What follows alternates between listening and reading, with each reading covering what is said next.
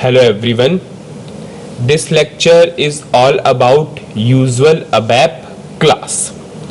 In this lecture what we will do, we will create one class and we will go for the creation of instance and static methods and we will use those methods. Now I am going for SC24 transaction code, which is the transaction code for the classes. Now I am going for the creation of usual ABAP class. So I will create one class. Suppose my name of the class is zclass zusual underscore class. Now I will click on this create button. I will go for class. Suppose my description of the class is usual ABAP class.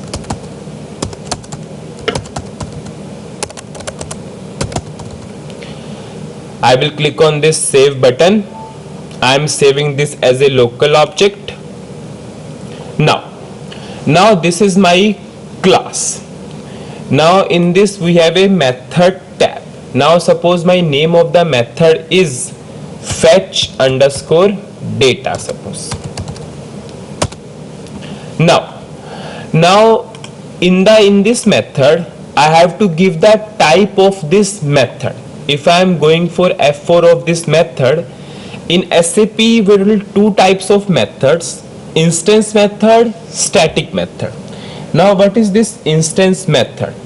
In case of instance method, if you are taking this method as an instance method, then if you are calling this method, you can call with the help of object only.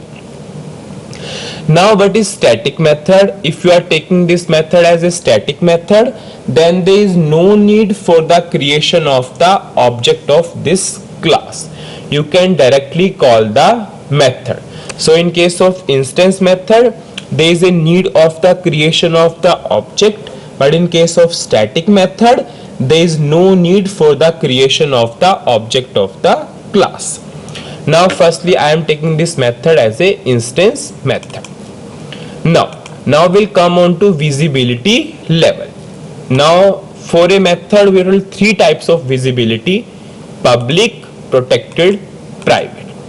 Now what is public visibility? It means this method is public to anything, any class or any report, anything can use this method. Anyone can use this method. Now what is this private method? Private method means this method is dedicated to this class only. Any class or any other object cannot use this class.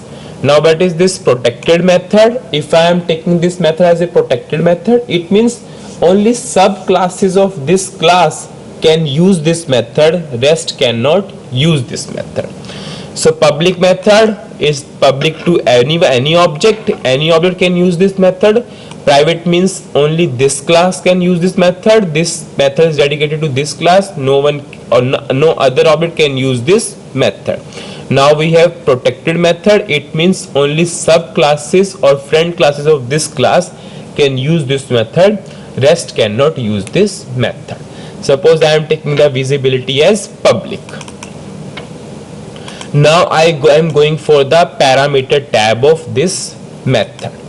In this method I am declaring three parameters. Two are importing parameters, means input parameter, and one is exporting parameters, means output parameter. Suppose my first parameter is, suppose p data 1. Suppose it is a importing parameter. It is of character 1, suppose. Now I am taking another parameter, suppose p data 2.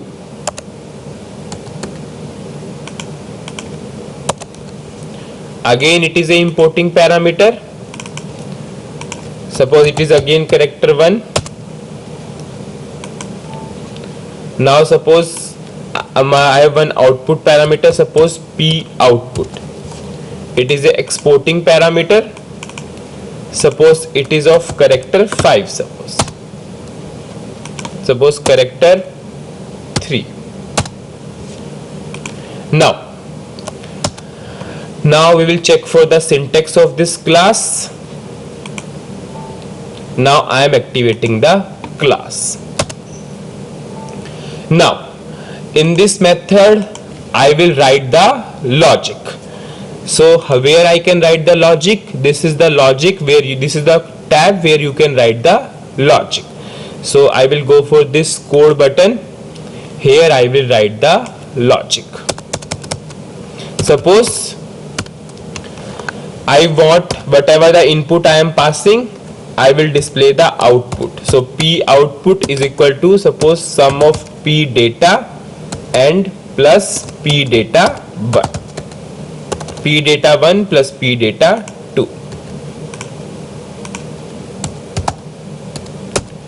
Now I am going for the syntax. I am activating this method.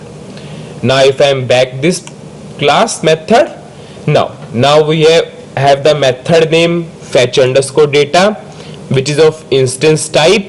Its visibility is public. It has 3 parameters. 2 are importing parameter and another is exporting parameter. Now if I am running this class, okay, now if I check for the output of this method, so I will click on this execute button.